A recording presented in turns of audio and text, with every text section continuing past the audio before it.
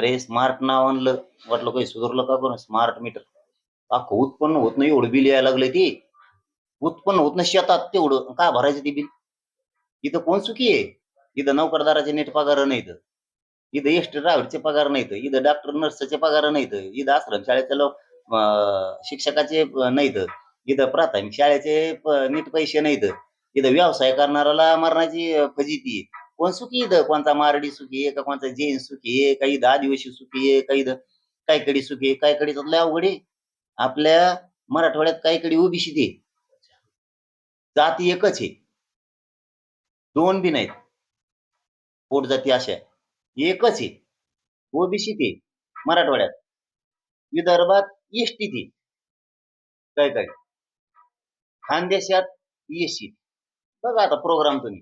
अरे फडणवीस त्यांना बोललं की राग येतो, खरं सांगितलं.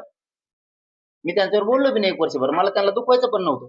52 कळे इन्कम काढी केली, कम करायला लावली तुम्ही त्याला मराठीच्या मध्ये. मग मी बोलायला सुरू केलं. चूक झाल्याशिवाय मी बोलत नाही कधीच. इथं कोणीच चुकी नाही. एकनाथ शिंदेवर पण तुम्ही यावेळेस चूक केल्यावर काय काय नाही बोलणार आपण? का मेंद आहे काय कोणाच्या रुपयात? कोणाचं असं टप्पर बी नाही, कोणाच्या रुपयाला हात लावून नाही, कोणा पदाच नाही. माझ्या जातीचं करतो वाटलं तुम्हाला बसतो धरून सगळ्याला. ते 5 वर्षाचे येतं. अमर आहे ना समाज, अमरत्व इकडे आहे, इकडे नाही. कारण लवकर समजलं पाहिजे कारण माणसाला. ते 5 वर्षात काय मित्र तो ठेवून आणि 5 वर्षाची चलती गेल्यावर ते आपल्याला सोडून देते. अरे समाज सत्ता आहे, समाज मालक आहे, सगळ्याचा बाप आहे. ही चांगली बाजू दी सोडून इकडे खरकाट्या बाजूत कोण जायला सांगितलं?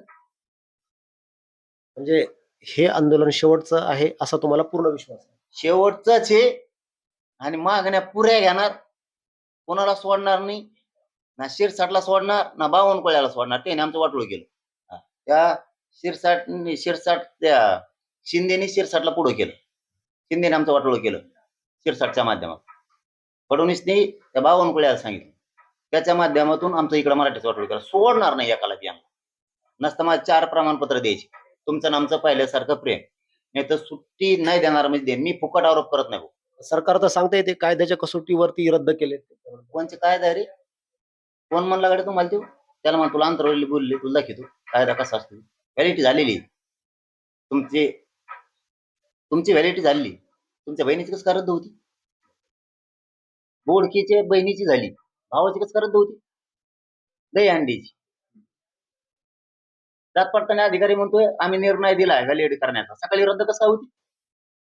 तुम्ही पत्र देणार तेव्हा बावनकुळ्या तिकडून रद्द करा म्हणून, शिरसाट सांगणार रद्द कर म्हणून. मी फुकट आरोप नाही करत भाऊ. मी छगन भुजबळ याच्यात नाही. मी का आरोप केला त्याच्यावर धन्यावर? मी फुकट नावं नाही घेत कोणाची. आमच्या मराठीवर ते संस्कार नाही. ते चुकले तर चुकलेच म्हणतो, त्याच्यात नाहीतच. हे मध्येच 2 आली घाण. ते मंत्री बावनकुळेंनी एन्डोर्समेंट शिवाय आणखी काही पुरावे तुमच्याकडे आहे असं तुम्ही सांगताय? त्याच्यापेक्षा पाहिजेच काय नाही. ते त्याचे त्याचे विरोधक त्याच्याच पक्षातले माझ्याकडे यायला लागले आणि त्याचं लागल्यावर ते म्हणते त्याचं लय गाबाळ आहे. त्याचं गाबाळ टाकलं ना आता तरी बावनकुळ्या रड आहे. आता ओट सारखं वर टांगड्या करीन देऊ, खाली मुंडकं करीन, इतका आरडून मोठे जाणार आरडाले.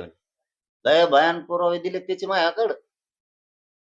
पण मला तर लावू नको बाबा बावनकुळे, तुला खरं सांगतो. मी ते कधी काढणार आहे?